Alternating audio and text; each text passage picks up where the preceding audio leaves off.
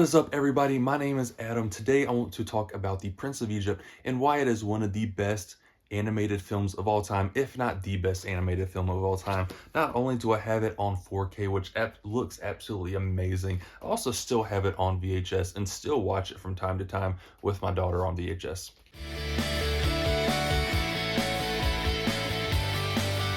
This movie came out in 1980, or not 1988, 1998 from DreamWorks. You know what DreamWorks is. This is the second ever movie that DreamWorks put out, the first one being Ants. Right after that was The Road to El Dorado. We also know DreamWorks for a lot of other big movies. You have Boss Baby. I think Bad Guys came out recently. You also have Shrek is the big one. There's like 4 Shrek movies now, and How to Train Your Dragon. And then obviously Prince of Egypt came out in 1998, the same year that Ants came out. This one follows a Bible story from Exodus where Moses leads his people away from Egypt into the promised land. This movie did get a 7.2 on IMDb, but I would definitely give it much higher. There are many things to like about this movie. You got the actors, the score, the cinematography, and just the story in general. But first I want to start with the actors. First up, you got Val Kilmer. I wish I could talk. You have Val Kilmer, who voices not only Moses, but God as well. Val Kilmer is in a lot of big movies. He was, one of the biggest movies he is in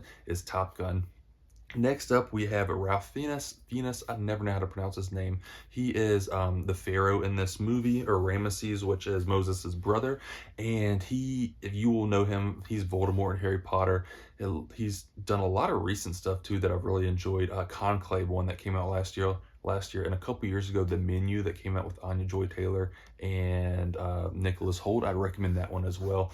Great actor. Next one is Michelle Pfeiffer. She's in a lot of big movies as well. The one that comes to mind for some reason is Hairspray, which I know that's not the biggest one, and What Lies Beneath. I mean, you got Sandra Bullock. Everybody knows Sandra Bullock. She is, what's her character's name? Miriam, which is Moses' sister, and she's in a lot of things. You got Miss Congeniality. You have The Proposal. I'm blanking on other things. Speed as well that she is in. Just a list of great movies. And then there's more from this movie as well. You got Jeff Goldblum, the guy from Jurassic Park. He's in one of the new Thor movies. He is in Wicked as well. You have Danny Glover, who is another phenomenal actor. Patrick Stewart, Helen Mirren, Steve Martin, Martin Short, and James Avery. This is such a star-studded cast, but I think I feel like a lot of times these movies come out and they have so many actors, and you feel like they just pulled them in just because they're big names. But I feel like these voice actors really fit in with the characters and really made these actors come to life through the animation. Next up, we have the cinematography and animation. There are so many great shots in this. The cinematography person was Adrian Biddy. He did, I think that's how you pronounce his name. He did other things and worked on other works such as Aliens, The Mummy, as well as Princess Bride. This movie was a combination of hand-drawn animations and CGI. I think all of the people, though, were hand-drawn, which is one of the last animated movies to do that, as most of them are now CGI.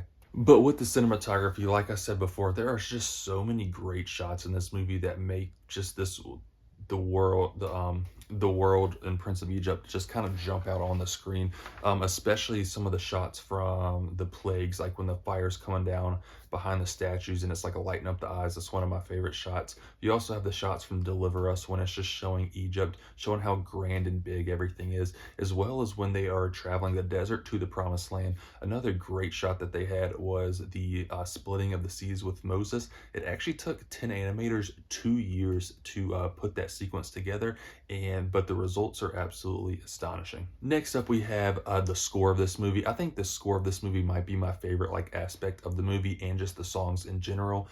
Coming with the score, we have Hans Zimmer. If you don't know who that is, check him out. He does a lot of stuff, and he literally never misses. He does things like Interstellar, Interception, The Lion King, Dune, Pirates of the Caribbean. I can go on and on, but him and John Williams kind of tie for the two for me, but I think I like Hans Zimmer a little bit better. Not only is the score good, but just the lyrics and the songs are good as well. The two that stick out to me are The Burning Bush as well as Through Heaven's Eyes. So Through Heaven's Eyes, not Through the Burning Bush, the plagues with the lyrics, but The Burning Bush is another one that is such a powerful scene in the movie.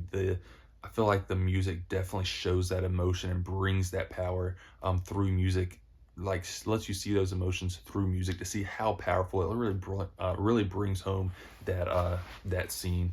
But with the with Through Heaven's Eyes, the lyrics really hit with me on this. Like I wrote some down.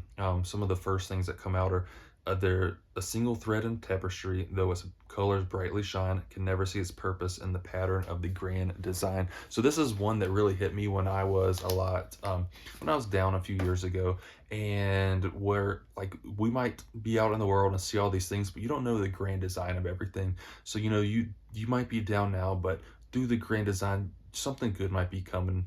And I don't know, it just hit home with me right there. I don't know how to explain that. And literally, like the next few lyrics are, the stone that sits on the very top of a mountain's mighty face does it think it's more important than the stones that form the base. So this is just saying like everybody is equal, even though some people might be down here. It helps.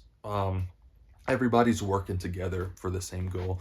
And I don't know, those two lyrics really resonated with me, and that song, especially when I was going through a rough part of my life, really helped me I don't know, kind of get through it and help me like see things from a different perspective, which I appreciate the movie for. Another thing this movie does is it consulted with a ton of religious experts, and obviously it's Hollywood, so it's not going to be 100% accurate, but there are a lot of accuracies and like Easter eggs through the movie that show like just the accuracies of the time and the story of the Bible. Here's my favorite part though. Here are just some fun facts from the movie. A lot of them know about the fact with Shrek. Shrek came out, I believe, in 2001, but when they were doing the animation with that, a lot of, or when they were doing the animation of Prince of Egypt, people who weren't living up to par or working up to par were sent as punishment to go work on Shrek. And even though Shrek may be more widespread and globally liked, I think Prince of Egypt was such a much better movie. Even though Shrek is still a great movie, Prince of Egypt just like tops that so much. Another thing that I thought was cool about this movie is it did gross $218 million at the box office in 1998. I'm not sure what that is adjusted for inflation, but at the time, that was the highest grossing animated movie outside of Disney or Pixar, so that's a big feat right there. So these are just some of the reasons Prince of Egypt is one of my favorite movies of all time. The animation, the cinematography, the score. If I left anything out, please let me know. Like the voice actors, just everything I feel like in this movie just came together perfectly to encapsulate, to show the story of Moses freeing his people with the help of God. Let me know in the comments if there's any other movies you'd like me to talk about. I usually do a lot of reactions and stuff, so definitely go check those out as well. Hit that subscribe button, comment, like, share it, whatever you want to do. I don't care. Peace.